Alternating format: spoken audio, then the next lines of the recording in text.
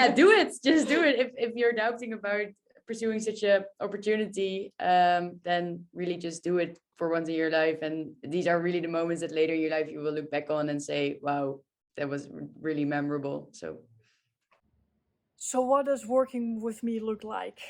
I can tell you all about it. But isn't it way more fun to listen to people that actually worked with me?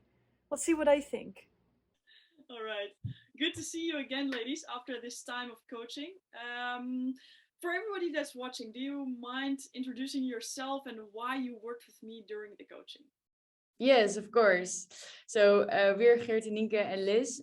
We worked with Laurie because we wanted to do a TEDx, a TED Talk about a very for us special thing that we're working for and that we're putting a lot of effort in. It's a solar car. We're producing with the company that we work with 500 engineers, a car that drives on solar energy, and our mission is clean mobility for everyone, everywhere. By also getting that message out to the world, we wanted to get a little support and be helped within our be supported in our public speaking skills. So that's how we met. A whole a long phase of creating that talk, right? And you created this TEDx, and soon it will be online as well, so people can watch what you guys came up with. And I'm very curious, like throughout all this coaching, what was like the biggest problem that you were facing beforehand? Yeah, I think the biggest problem was that we have, of course, we make a solar car, and it's actually a very technical concept. So it's really easy for us to just fall into the technical talk, but a lot of people don't understand that, which is of course logical because they don't face with that every day. So I think our biggest problem on beforehand was how to bring our message, also our technical message, to the rest of the world, to make it understandable. Good one. And you're together, like Liz, do you have anything to add to it, or do you feel this is the problem that you face as well?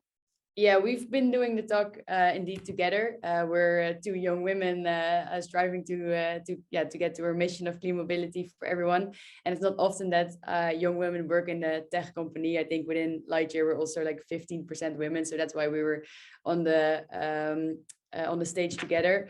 I think one of the big hurdles that we overcame with thanks to you, Laurie, is because we are so deep into the material here. You know, we every day we're busy with this solar car and getting into the market and getting into the people and telling the story, that sometimes you need to take a step back. And once we told the story to you, you also took out some elements which were really logical to us, but you know, a person outside of organization wouldn't understand one thing of it. Or if you use abbreviations, for example, or tell people's names or tell cars names, then it's not logical that everyone knows them already. So that was a big help, but also the structure of the text. And I think the most work went into the content and what do you want to say, because you only have 12 minutes. How can you get the best out of it and make the most impact with those 12 minutes? So that was a big help.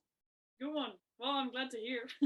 And I think your talk turned out to be great. And the fun part about this is, just for me personal, like I have no clue about cars at all. I like, if people ask me like what car do you like, I would say the red one.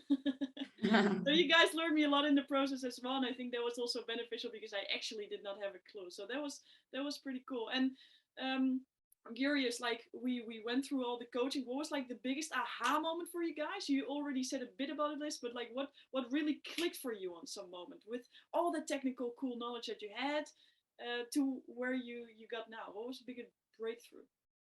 For me, that was really like the making metaphors for the complex things. And it's quite nice because we have some new metaphors added to our story, and we use them now a lot too, because they are really speaking to people's mind. They understand it now. So I think that was a really aha moment for me. Yeah, the metaphors are a big one, and it really helps people to understand what we're doing and how we're, for example, different from Tesla, because Tesla is the bodybuilder and we're the athletes. But for me, one thing was also that in the beginning we had in our talks, I remember we said that you had in the beginning like something with, yeah, and then we met Lex, and Lex is the CEO of Lightyear. So for us, it was really common to to say, oh yeah, then we met Lex, and then we did this, and then you said, yeah, nobody knows who Lex is if if you don't work or don't see this company every day. So you need to give it a bit more context, and I think that context also around what words do you include and what words don't you include. So first we got all the technical parts out, and then afterwards we thought, okay, let's just put some technical parts in, because for example, we have in-wheel motors, and it's quite a unique thing to have in a car, to have the motors in the wheels instead of under the hood. So afterwards we decided to put it in again, and I think that iterative process is it was not for me one breakthrough, but more the entire process. Yeah, one other thing to add was also leaving a silence after you speak, that it makes more impact when you say something. That was also like, if you did that, then you felt like, okay, everyone is listening now, and I think it worked. Although it can be awkward to leave it silent. Yeah, we didn't practice that awkwardness, didn't we? Yeah. That's great. And what I really like about what you guys are saying is that it's also not only beneficial for that one moment, right? You work hard on this one couple of minutes, and you put so much time and effort in those couple of minutes, but then you are actually able to use all the knowledge and like the metaphors and anecdotes that you used now also in the business. So it's not only useful for that moment, but you actually learn something that you can apply later on. Yeah, we wrote a blog post last Friday, which was also detracted from our TEDx talk. So is it already live on the website? I don't know, but like the transcript is used for multiple things already. Yeah. Wow. Oh, that's amazing. That's really cool. Really cool. And to talk about like the end result, because you again worked so freaking hard on this one specific talk. How satisfied were you with the end result in the end? Yeah, I think we were really satisfied. I don't know how to express it, but I was so glad when it was over as well. Like, I don't know, doing a TEDx is kind of the best thing you can do in public speaking, I guess. So for me, I really had the goal to upgrade my public speaking, and I think with this I can now say that I accomplished this year to upgrade my public speaking quite a bit.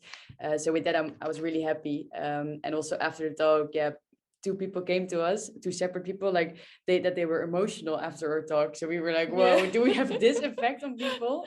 Shit. Yeah. And we even had a fan. Yeah, they wanted to have a picture with us. Oh, that is true. I saw it. Our first fan from TEDx. Oh, wow. And how was it for you, Geerte?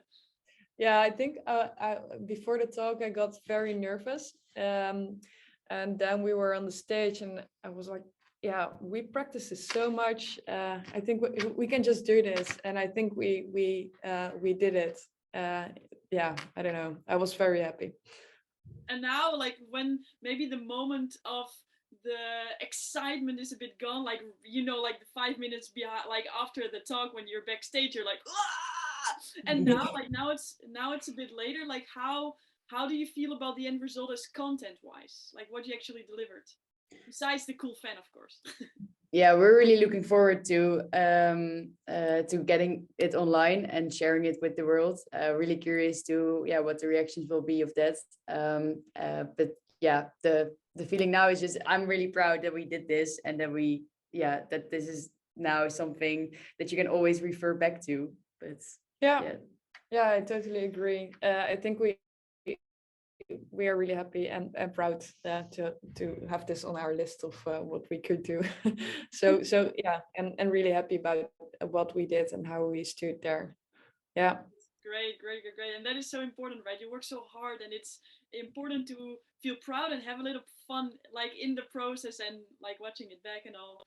Then I've got like one last question, because probably there's a lot of people listening right now and have this great idea that needs to be shared with the world, and they want it out in this impactful way, and they're inspired by everything that you said, and they think like, oh, I need to create a structure as well, I want to have this impact like what you were saying. What would you say to them if they're still doubting if they should do it alone or with the help of someone else? Or the help I would say call 0648809322, which is your number, Laurie. Ah, wow. I was good. No, Wow. yeah, I would really suggest to get some support, or even if it's like a smaller talk, which you always get nervous, and I once heard it, if you get like sweaty hands, you're growing, and I think that's really a nice way of seeing it, because yeah, doing this, you really get out of your comfort zone, but it would be good to have some help and also some fresh eyes looking to it. Yeah, I totally agree. I think the support was just making 20 more upgrades to the talk we would have done without a great support.